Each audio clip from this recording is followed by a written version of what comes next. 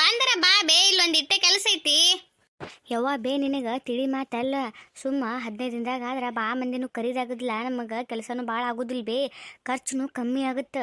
ಸುಮ್ಮ ಹ್ಞೂ ಅನ್ನು ಬೇ. ನಿನಗೆ ಏನವ್ವ ನಿನಗೆ ಒಟ್ಟ ಗೊತ್ತಾಗಲ್ಲ ನಿನಗೆ. ಸುಮ್ಮನೆ ಹ್ಞೂ ಅನ್ ನೀನು. ಹಾಂ ಮತ್ತು ನೋಡ್ಗ ಆಮೇಲೆ 1 ತಿಂಗಳು ಅಂದ್ರೆ ದೊಡ್ಡದು ಮಾಡ್ಬೇಕಾಗುತ್ತಾ, ಮಂದಿನೂ ಭಾಳ ಕರಿಬೇಕಾಗುತ್ತೆ ನೋಡು. ಮತ್ತು ಖರ್ಚುನು ಕಂಡಾಪಿಟ್ಟೆ ಆಗುತ್ತೆ. ಲಗ್ನ ನಮ್ಮ ಕಡೆನೇ ಐತಿ.